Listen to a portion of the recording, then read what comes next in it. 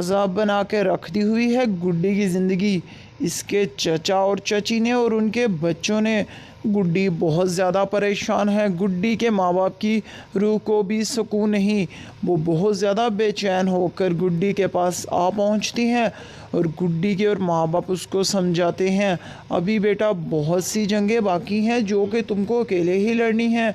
इस पर गुड्डी शदीद किस्म का रोती है और बेचारी की ये तो मुंह से बातें ही नहीं निकलती। वो बहुत ज़्यादा दुखी है, इतना दुखी है कि उसको अपने आसपास कुछ भी ठीक होने के आसार नज़र बिल्कुल नहीं आ रहे। इस पर उसके माँ बाप की रूह उससे मिलने आती है और उससे कहते हैं कि तुम हौसला रखो, इत्मीनान रखो। और वो कहती है मेरे से कुछ नहीं होगा मामा पापा, आप मेरे पास ही रहें या मुझे अपने पास बुला लें, आपके बगैर मैं कुछ भी नहीं हूँ। यहाँ पे सब मुझे बहुत परेशान करते हैं, बहुत रुलाते हैं। मुझे किसी पर भी यकीन नहीं। मुझे सिर्फ खाला पर यकीन था, लेकिन खाला ने भी मेरा यकीन तोड़ दिया है। मैं बहुत अकेली हो चुकी हूँ, मेरा इस दुनिया में दिल नहीं लगता, प्लीज़ मुझे अपने साथ ले जाएं। इतना कहते ही उसके माँ बाप वहाँ से गायब हो जाते हैं। तो एकदम से उसकी आंख खुलती है और अपनी स्वीटी से बातें करते हुए कहती है, स्वीटी मैं बहुत अकेली हूँ, मेरे साथ बहुत ज़्यादती हो रही है। यहाँ पर तो चाचू भी मेरा ख्याल नहीं रख रहे, मैं बहुत परेशान हूँ।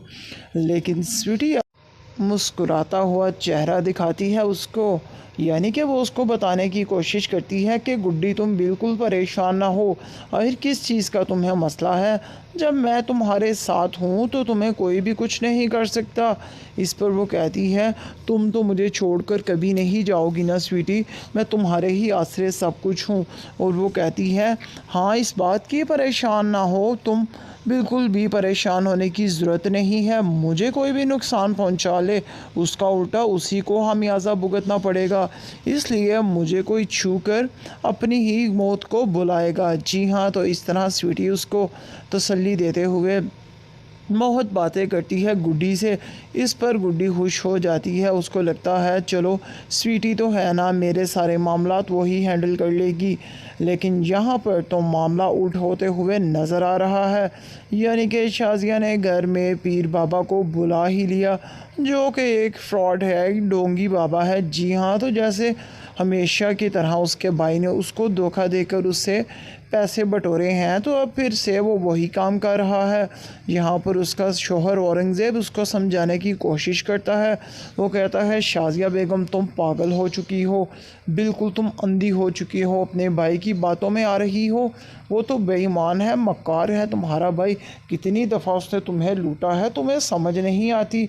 वो कहती है मुझे प्लीज़ इस पीर बाबा को यहाँ पे रखने थे, सिर्फ 40 दिन का चिल्ला काट लेंगे और सारी बात खुलकर सामने आ जाएगी। पहले तो वो बहुत रिएक्ट करता है औरंगज़ेब, लेकिन फिर वो मान जाता है। लेकिन यहाँ पर तो अब उस पीर बाबा का ही तमाशा बनते हुए नज़र आएगा, क्योंकि वो हकीकत में कुछ भी नहीं है, वो तो महज डोंगी बाबा है। अपने दोस्त के कहने पर उसके पैसों में लालच में आ चुका है, तो इसीलिए आया है। अब वो ख़ुद ही अंदर से डरा हुआ है कि वाकई कोई ऐसी शैतानी ताकत हुई तो मैं तो गया ना काम से। इस पर उसका दोस्त नासिर उसको कहता है यार परेशान होने की कोई भी ज़रूरत नहीं है, आराम से रहो यार, यहाँ पर मौज करो, खाने पीने को सारा कुछ मिलेगा। मेरी बहन तो रही बेवकूफ़ की बेवकूफ़ सदा की, वो ऐसे ही रहेगी। वैसे अल्लाह जाने इसका क्या अल्लाह वास्ते का वैर है उस छोटी सी बच्ची पे। यार वो इतनी अच्छी बच्ची है, उसको तो कुछ भी नहीं है, पता नहीं क्यों मेरी बहन उसके पीछे पड़ी हुई है। मैं तो उसके लिए दुआ करता हूँ अल्लाह उसके नसीब अच्छे करे। बहन तो अज़ाब बना के रख दी हुई है गुड्डी की ज़िंदगी। इसके चचा और चची ने और उनके बच्चों ने। गुड्डी बहुत ज़्यादा परेशान है। गुड्डी के माँ बाप की रूह को भी सुकून नहीं। वो बहुत ज़्यादा बेचैन होकर गुड्डी के पास आ पहुंचती हैं और गुड्डी के और माँ बाप उसको समझाते हैं, अभी बेटा बहुत सी जंगें बाकी हैं जो कि तुमको अकेले ही लड़नी हैं। इस पर गुड्डी शदीद किस्म का रोती है और बेचारी की ये तो मुंह से बातें ही नहीं निकलती। वो बहुत ज़्यादा दुखी है, इतना दुखी है कि उसको अपने आसपास कुछ भी ठीक होने के आसार नज़र बिल्कुल नहीं आ रहे। इस पर उसके माँ बाप की रूह उससे मिलने आती है और उससे कहते हैं कि तुम हौसला रखो, इत्मीनान रखो। और वो कहती है मेरे से कुछ नहीं होगा मामा पापा, आप मेरे पास ही रहें या मुझे अपने पास बुला लें, आपके बगैर मैं कुछ भी नहीं हूँ। यहाँ पे सब मुझे बहुत परेशान करते हैं, बहुत रुलाते हैं, मुझे किसी पर भी यकीन नहीं। मुझे सिर्फ खाला पर यकीन था, लेकिन खाला ने भी मेरा यकीन तोड़ दिया है। मैं बहुत अकेली हो चुकी हूँ, मेरा इस दुनिया में दिल नहीं लगता, प्लीज़ मुझे अपने साथ ले जाएं। इतना कहते ही उसके माँ बाप वहाँ से गायब हो जाते हैं। तो एकदम से उसकी आंख खुलती है और अपनी स्वीटी से बातें करते हुए कहती है, स्वीटी मैं बहुत अकेली हूँ, मेरे साथ बहुत ज़्यादती हो रही है, यहाँ पर तो चाचू भी मेरा ख्याल नहीं रख रहे, मैं बहुत परेशान हूँ। लेकिन स्वीटी मुस्कुराता हुआ चेहरा दिखाती है उसको, यानी कि वो उसको बताने की कोशिश करती है कि गुड्डी तुम बिल्कुल परेशान ना हो, आखिर किस चीज़ का तुम्हें मसला है, जब मैं तुम्हारे साथ हूँ तो तुम्हें कोई भी कुछ नहीं कर सकता। इस पर वो कहती है तुम तो मुझे छोड़कर कभी नहीं जाओगी ना स्वीटी, मैं तुम्हारे ही आसरे सब कुछ हूँ। और वो कहती है हाँ, इस बात की परेशान ना हो तुम, बिल्कुल भी परेशान होने की ज़रूरत नहीं है, मुझे कोई भी नुकसान पहुंचा ले उसका उल्टा उसी को खामियाजा भुगतना पड़ेगा, इसलिए मुझे कोई छू कर अपनी ही मौत को बुलाएगा। जी हाँ। तो इस तरह स्वीटी उसको तसल्ली देते हुए बहुत बातें करती है गुड्डी से। इस पर गुड्डी खुश हो जाती है, उसको लगता है चलो स्वीटी तो है ना, मेरे सारे मामलात वही हैंडल कर लेगी। लेकिन यहाँ पर तो मामला उल्ट होते हुए नज़र आ रहा है, यानी कि शाजिया ने घर में पीर बाबा को बुला ही लिया, जो कि एक फ्रॉड है, एक डोंगी बाबा है। जी हाँ। तो जैसे हमेशा की तरह उसके भाई ने उसको धोखा देकर उससे पैसे बटोरे हैं, तो अब फिर से वो वही काम कर रहा है। यहाँ पर उसका शोहर औरंगज़ेब उसको समझाने की कोशिश करता है।